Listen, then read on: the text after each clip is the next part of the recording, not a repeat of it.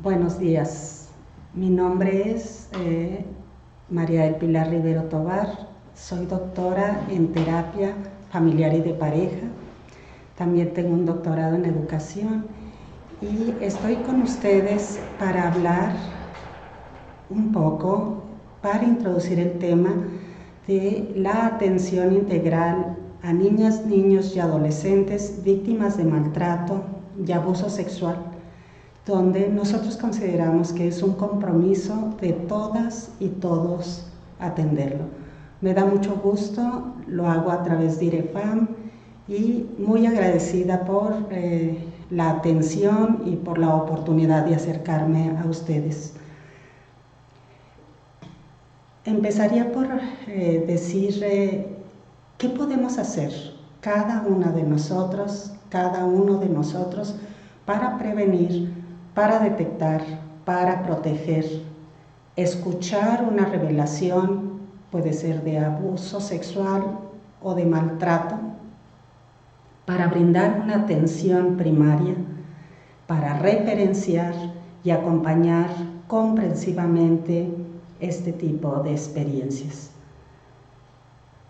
En este momento yo me pongo a disposición de ustedes y a través de esta charla voy a presentar algunas cifras, definiré algunos conceptos tanto de maltrato como de abuso sexual, algunas ideas respecto a estos temas, algunas experiencias, también algunas reflexiones, preocupaciones y desafíos que tenemos los terapeutas, los psicólogos, trabajadoras sociales, abogados, en fin, docentes también respecto a este tema. He estado participando en este tema como docente, como investigadora y también como terapeuta desde hace más de 20 años y pongo al servicio de ustedes todas estas reflexiones respecto al tema. Quiero presentar algunos datos históricos, ¿sí? ¿Y por qué se considera el siglo XX como el siglo del niño? Esto nos lo hace saber Félix López en un libro que más adelante presentaré para ustedes y que se dio a conocer en el 2008.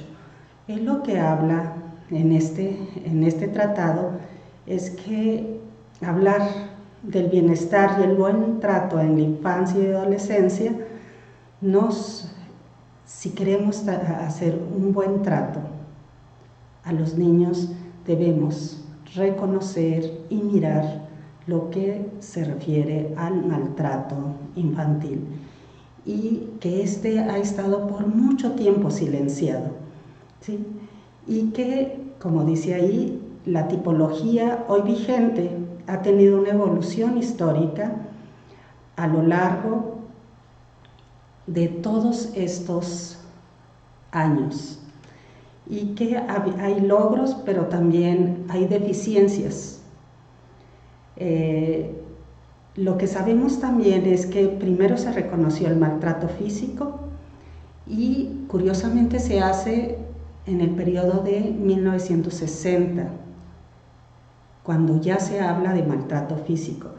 Y se generaron algunos subtipos de maltrato físico para poderlo reconocer y para poderlo diagnosticar. Posteriormente, profesionistas, investigadores relacionados con el bienestar y los buenos tratos a la infancia empiezan a reconocer lo que es el maltrato emocional, no solo el maltrato físico, que se puede dar a la par o se puede dar uno u otro. Y también se generan diferentes subtipos en términos de lo que es el maltrato emocional. Posteriormente, estos se profundiza en investigaciones y se habla de maltrato por acción intencionada, también por omisión, y por esto está relacionado con la negligencia, y en este sentido se ve otro tipo de maltrato que pueden vivir nuestros niños y nuestras niñas. Maltrato por acciones intencionadas o no intencionadas, por omisión, por negligencia. Y se generan nuevamente numerosos subtipos. A partir de los 80, lo que nos hablan las investigaciones, se empiezan a interesar sobre qué viven las niñas, los niños y los adolescentes, y aparecen investigaciones, estamos hablando de los 80, acerca del abuso sexual infantil. Y surgen cifras alarmantes al respecto. En este sentido, se incluye un nuevo tipo de maltrato, que es todo lo que tiene que ver con el abuso sexual, y ahora se habla de maltrato sexual o violencia sexual. La estaremos definiendo. Entonces, esto supone un gran avance y ha ayudado a romper el silencio sobre este problema, que afecta, según estadísticas, un 10% de niños y un 20% de niñas aproximadamente a nivel mundial. ¿Cómo se da cómo fue surgiendo? Estamos hablando de que ya hablar de maltrato infantil se da en los años 60, pero lo que podemos hablar, siguiendo con la historia, es que los primeros intentos para mirar estos buenos tratos en la infancia se dan a partir de 1951, cuando a través de la Organización Mundial de la Salud toman un documento, un artículo, curiosamente, de John Bowlby, que es la base donde en los años 60 desarrolla su teoría del apego y habla en ese momento del cuidado maternal y del amor. Estamos hablando de 1951, él hace este tratado y da pie a revisiones acerca de los buenos tratos en la infancia, centrado en el vínculo materno-infantil. En 1959, a través de la Declaración de los Derechos de los Niños y Niñas por las Naciones Unidas, ¿sí?, el menor es considerado en ese momento como sujeto de derechos. Estamos hablando de 1959.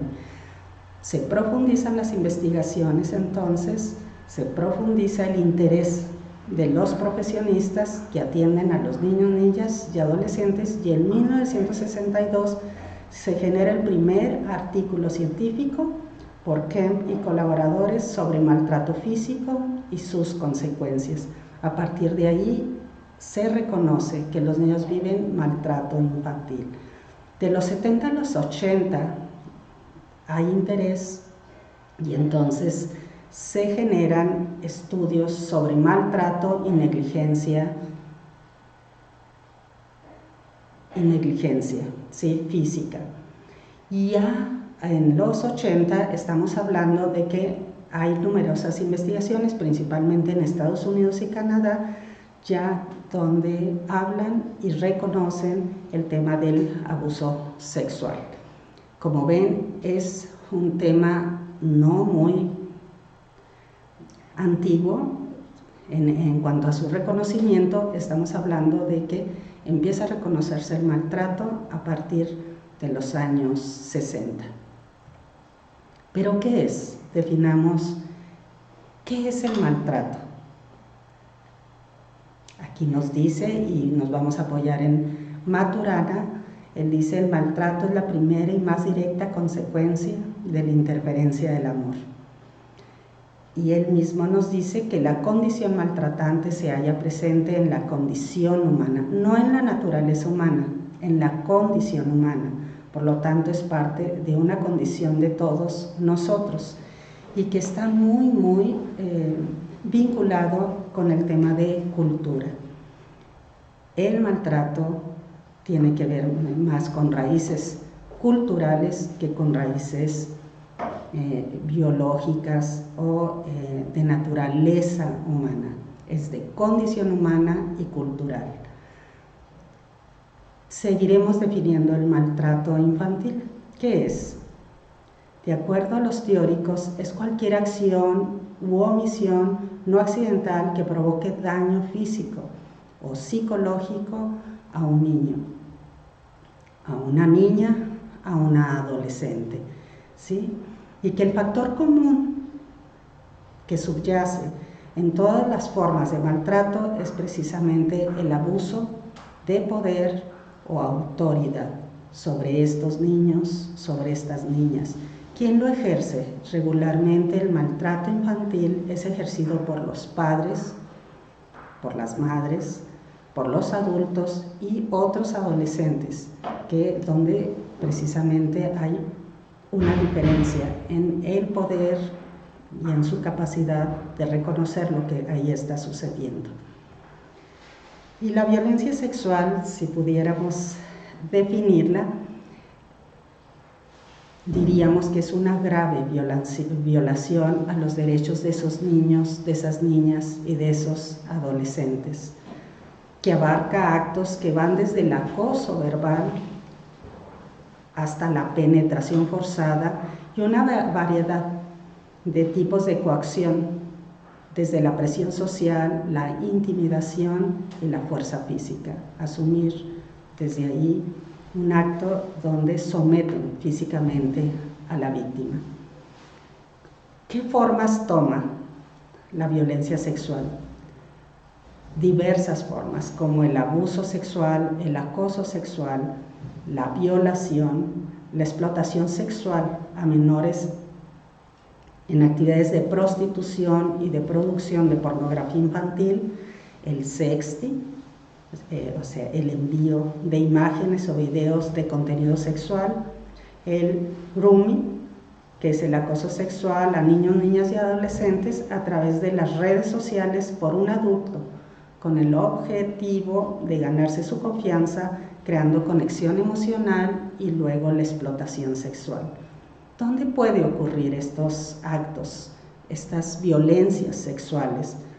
Desafortunadamente, un campo donde se reconoce que sucede es en el hogar, en las instituciones, en las escuelas, en los lugares de trabajo, en las dice aquí, instalaciones dedicadas a viajes y turismo, dentro de la comunidad, en contextos de desarrollo y de emergencia.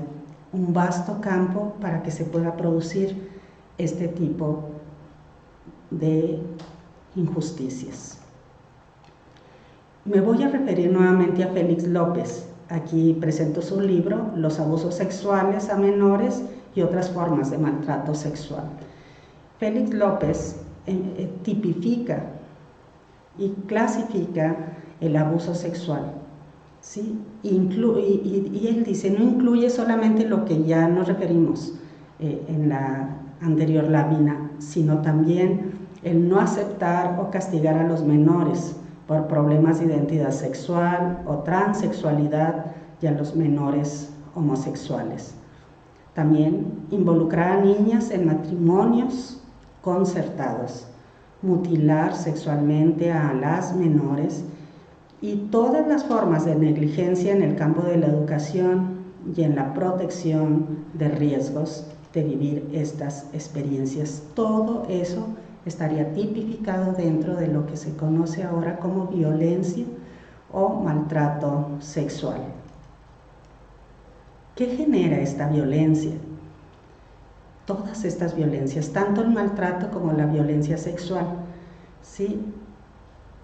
Precisamente está reconocido como un modo crónico de comunicación interpersonal y de grupo dentro de una cultura patriarcal y genera que niñas y niños maltratados, mujeres golpeadas, niñas y niños víctimas de incesto y violencia sexual, toxicomanía, delincuencia adolescente, padres y madres maltratadores, prostitución, pedofilia, etcétera, etcétera.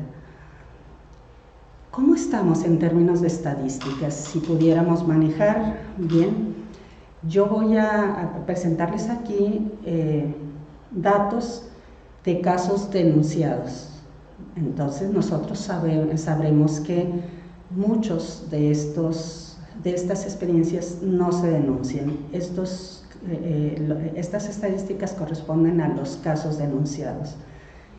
Y en 2002, a nivel mundial, nos reportan que 150 millones de niñas y 73 millones de niños menores de 18 años han experimentado relaciones sexuales forzadas u otras formas de violencia sexual con contacto físico. Estos son datos de la Organización Mundial de la Salud y de UNICEF.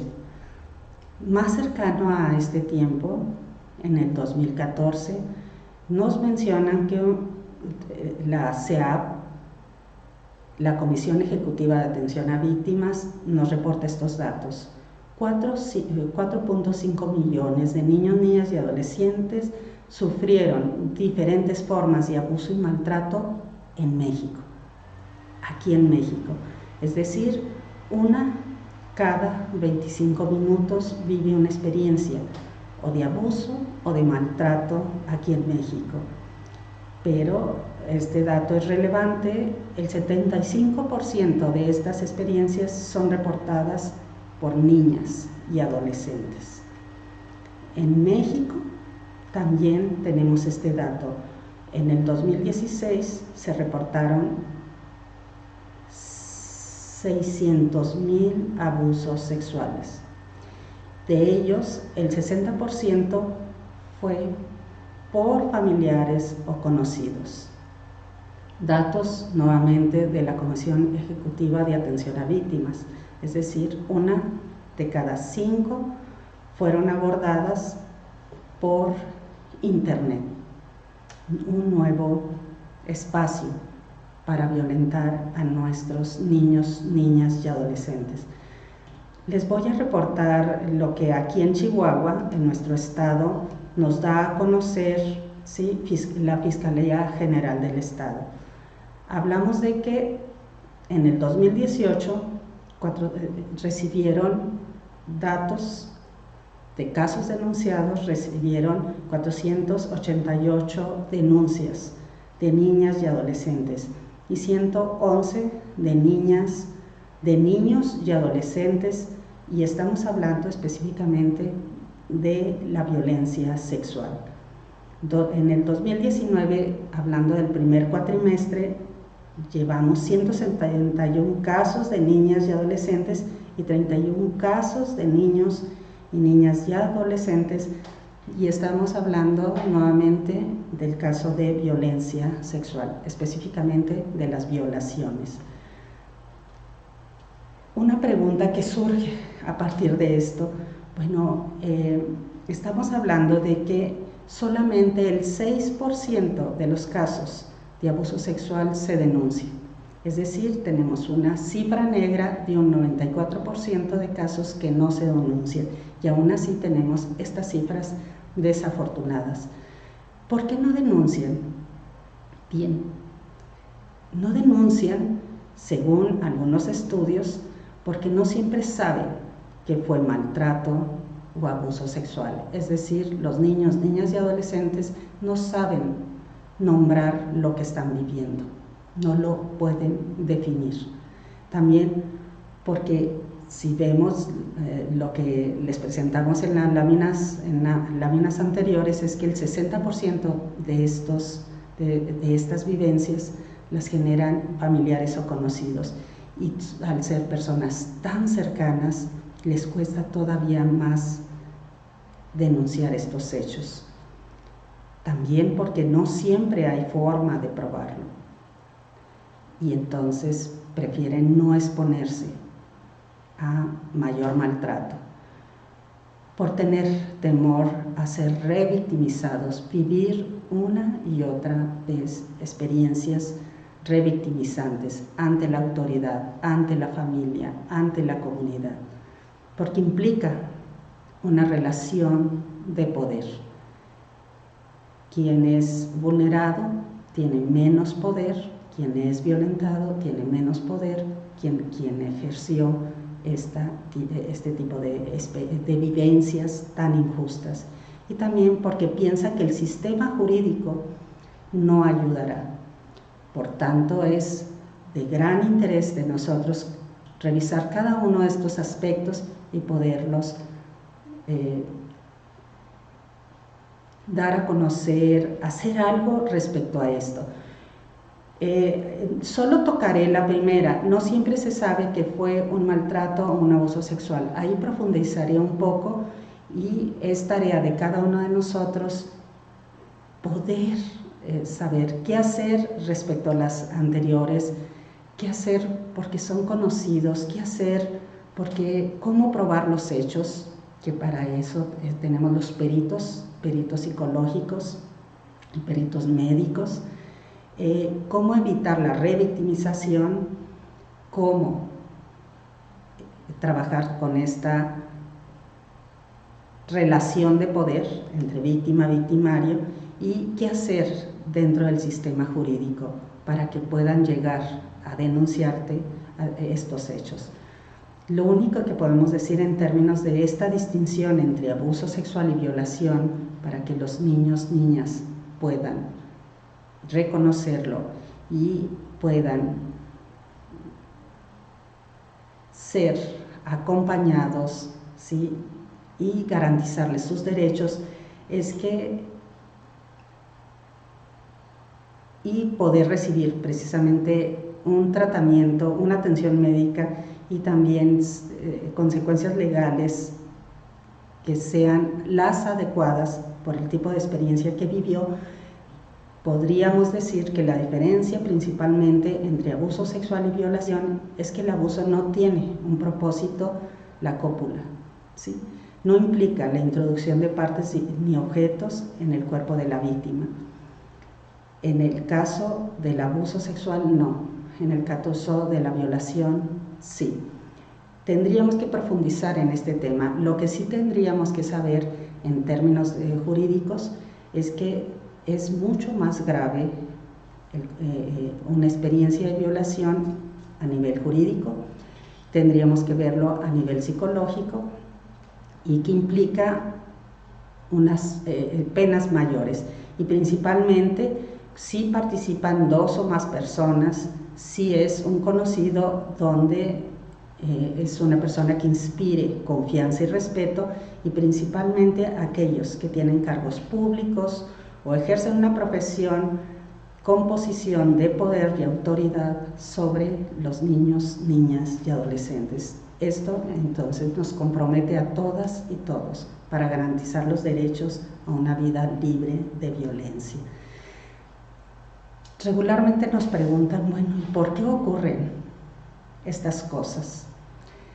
Y es algo que tendríamos que profundizar en esta formación y a la que les invitamos a profundizar, a trabajar, a formarnos para poder entender que es una forma de violencia que implica la violencia estructural, ¿sí?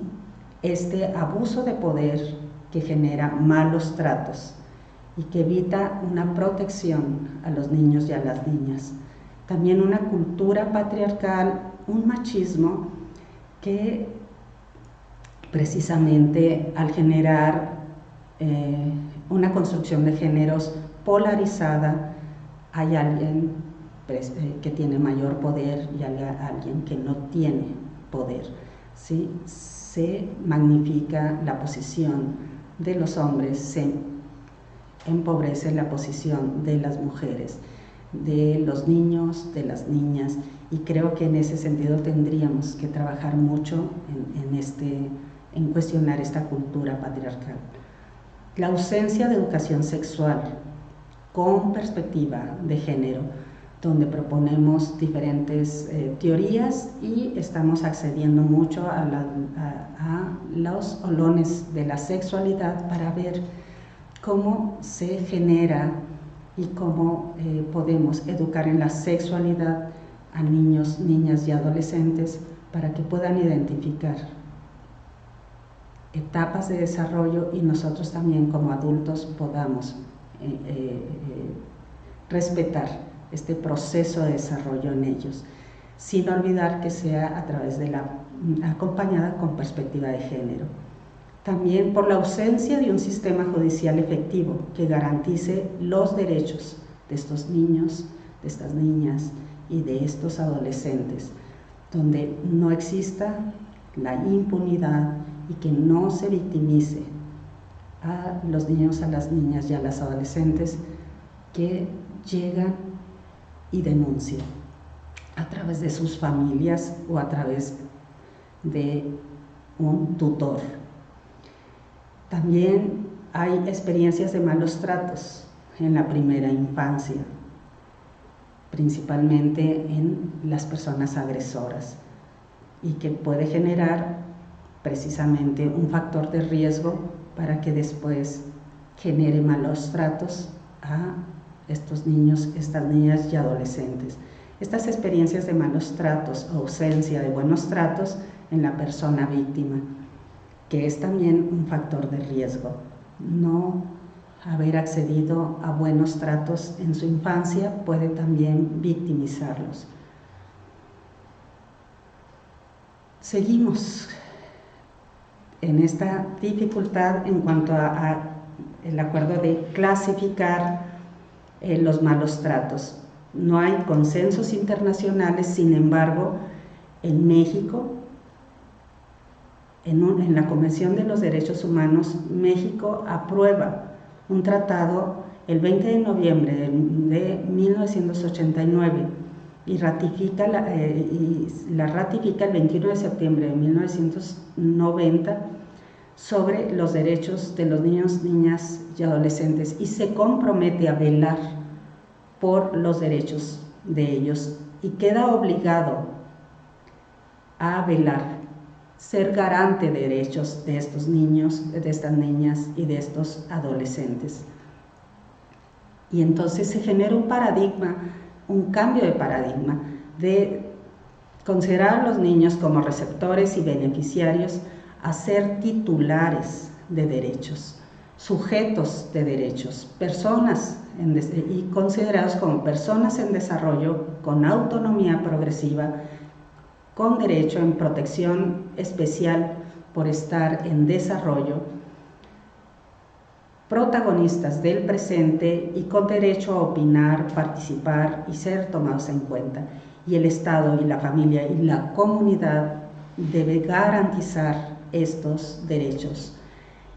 También sabemos que estamos obligados, cada uno de nosotros, si tenemos conocimiento y si reconocemos que un niño, una niña y un adolescente está sufriendo cualquier tipo de violencia, maltrato o violencia sexual, tenemos el deber de dar conocimiento inmediato a las autoridades.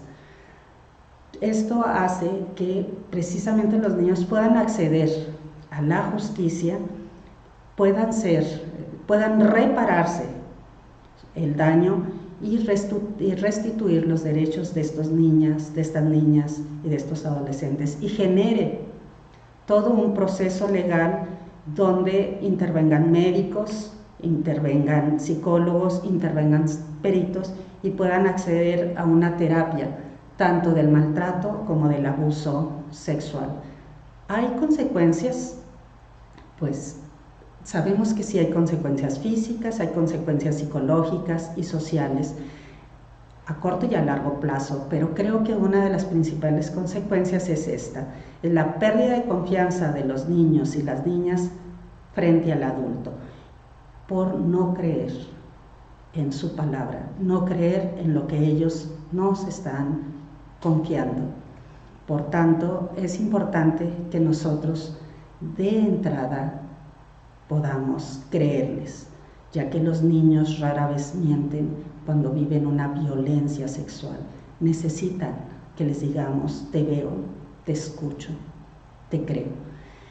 Es importante entonces que también sepamos que hay autoridades a las que podemos nosotros acudir cuando nos damos cuenta de que un niño, una niña, un adolescente vive maltrato o vive violencia para que pueda ser atendido, pueda acceder a la justicia, reparar daño y restituirse sus derechos. Lo que podemos nosotros manejar es que nuestras intervenciones, y es donde las vamos a invitar a que puedan ustedes formarse, y que estamos nosotros en esta disposición para que puedan hacer trabajos de prevención, para que podamos generar tratamientos para ellos o que podamos rehabilitar en temas de abuso sexual cuando los vivieron los niños, niñas y adolescentes, o de maltrato. Y nada más poderles decir, se puede prevenir. El maltrato y el abuso sexual infantil es una tarea de todas y todos. Debemos hacer este trabajo. Algo que nos dice Félix López es que no basta que no se abuse sexualmente a un niño. Tenemos que contestar las preguntas que nos hagan en este tema, darles educación sexual, aceptar su sexualidad infantil, enseñarlos a amar, y así estaremos evitando el maltrato y el abuso. Contamos con elementos que pudieran y que estaríamos profundizando en esta formación acerca de cómo generar una crianza bien tratante, una educación basada en el respeto por las personas, una educación sexual no sexofóbica y la protección y cuidado de los niños y las niñas por cualquier adulto, no solo por los padres, los maestros, la comunidad. Y tenemos elementos que nos pueden brindar y acompañar en las intervenciones.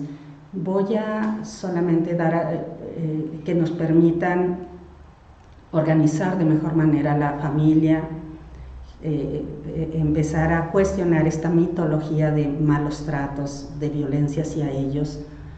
Tenemos elementos para formarlos, para poder restablecer el vínculo de apego entre padres e hijos. Y también tenemos un protocolo, un modelo narrativo para abordar las experiencias de abuso sexual en la niñez, en la adolescencia, y lo hacemos acompañados por sus propios padres. Este modelo es una forma sencilla, respetuosa y sistemática, clara para abordar estos problemas, el tema del abuso sexual infantil. Un protocolo, un modelo de intervención que dio vida aquí en la ciudad de Chihuahua y que tenemos 20 años probando en nuestra comunidad y en otras comunidades con buenos resultados, y que lo pondríamos a disposición de ustedes. Muchas gracias por su atención. Estamos a las órdenes de ustedes a través de IREFAM. Mi nombre, Pilar Rivero Tobar. Estoy a sus órdenes.